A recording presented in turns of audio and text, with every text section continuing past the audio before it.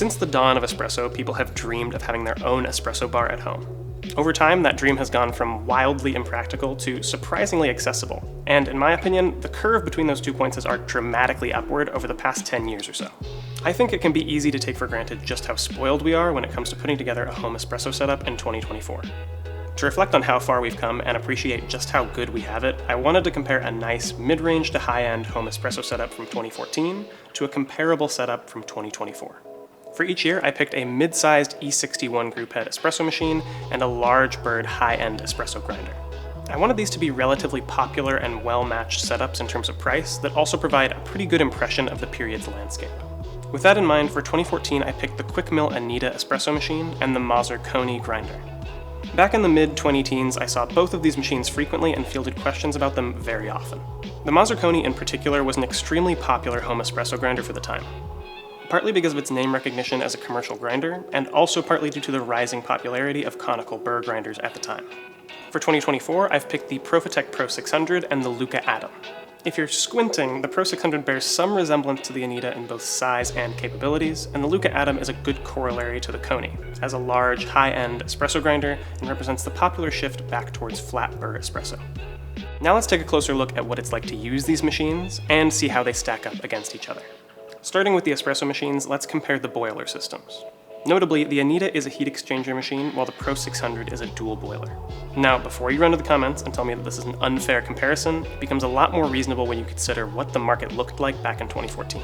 Heat exchanger machines were far more popular back in 2014, largely because they were way more accessible. The home espresso market was smaller then, which meant fewer economies of scale for the manufacturers. Heat exchangers were the accessible mid-range option for the kind of person who wanted a powerful machine capable of both pulling shots and steaming milk. On top of that, many dual boiler machines at the time came with just a thermostat, though some retailers offered aftermarket PIDs installed at a markup of a few $100. PIDs were just on the cusp of becoming a near universal standard, but without them, heat exchangers compared far more favorably to the dual boilers of the time. When adjusted for inflation, the original Anita sold for about the same price pre-2014 as the Profitec Pro 600 does today, and the improvements are immediately obvious when you compare them head-to-head. A heat exchanger allows for relatively little control over brew temperature and requires a backflush to discharge boiling water, but it does provide consistent and plentiful water at around 200 degrees. With its dedicated brew boiler and PID, the Pro 600 enables you to precisely choose your brew temperature, which is vital for getting the most out of your coffee, with different roasts benefiting greatly from higher or lower brew temperatures. This also comes with a couple added benefits. Not only do you get to avoid the inconvenience of the cooling flush, but you also get a built-in shot timer that starts and stops as you pull your shot. Back in 2014, all of these features and benefits are things you'd probably find yourself accessing through aftermarket upgrades that you'd install yourself. Now, they're standard and expected. Lastly, let's talk about design. I won't venture too far into aesthetic critiques. Beauty is in the eye of the beholder, no accounting for taste, and so on, but I'm willing to say that on average, home espresso machines today are quite a bit prettier than they were back in 2014. Back then, many of these machines were at least halfway intended to serve as small-scale commercial equipment, and they looked the part, with no frills and more consideration for simplicity than aesthetics. Today, most home espresso machines are competing on form as well as function. The Pro 600's joysticks, custom black gauges, laser-cut drip tray, and steel feet all lend the machine a bit more style on the counter than the original Anita had. Further, as is the case with many machines today, it's available in either polished stainless or matte black, with wood touch points offered as an add-on.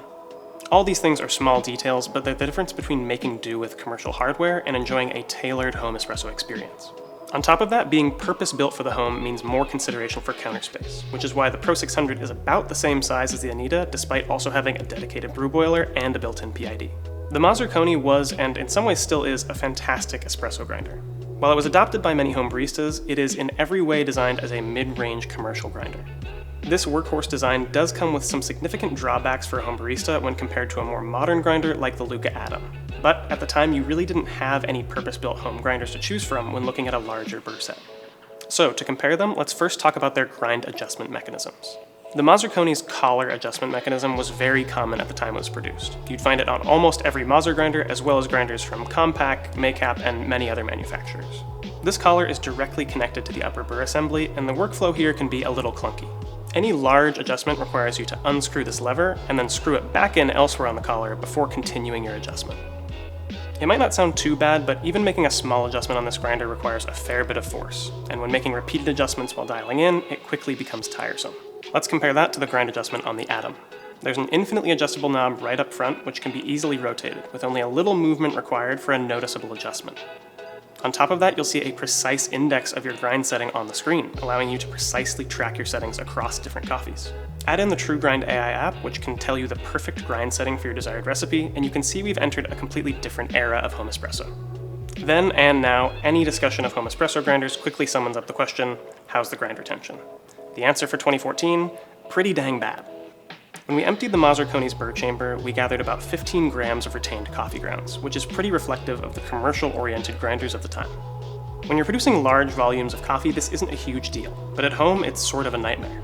In the intervening decade, manufacturers have seen just how much home baristas value low retention and built grinders with that in mind, and the Atom is a great example. Despite its large 75mm burrs, it only retains between 3 and 5 grams of coffee. In practice, this means less waste when you go to pull your first shot of the day, and only needing to purge a few grams of coffee to get delicious, fresh espresso. It also means that single dosing is not only feasible, but a convenient and appealing alternative, whereas the 15 grams of retention from the Mazzer Kony would make that basically unthinkable. Lastly, let's talk about noise and size. The grinders of 2014 didn't really care about noise. Being commercial designs, the expected use case was an environment that was already fairly loud. Now, manufacturers know you'd rather not get your eardrums blown out first thing in the morning. The Atom reflects this, with Eureka's stellar noise insulation resulting in a pleasing purr instead of a roar. All in all, we're spoiled in 2024. This simple comparison between two popular setups shows some of the bigger changes over the past 10 years, but across the board there's so many improvements that this video could have been 2 hours long. No matter what kind of espresso machine or grinder you're looking for, odds are there's something available now that's smaller, quieter, more reliable, and with more features than what you could have gotten in 2014. And it's probably a bit cheaper too. Distribution tools, specialized tampers, flow control, advanced techniques, they're all more accessible now than they were in 2014. Having been involved in home espresso over this past decade, almost everything I wished for back then now exists. I hope you found this comparison interesting, and that maybe it gave you a little more appreciation for just how good we home baristas have it in 2024. For more obsessing over gear and espresso science, be sure to subscribe. And as always, thanks for watching.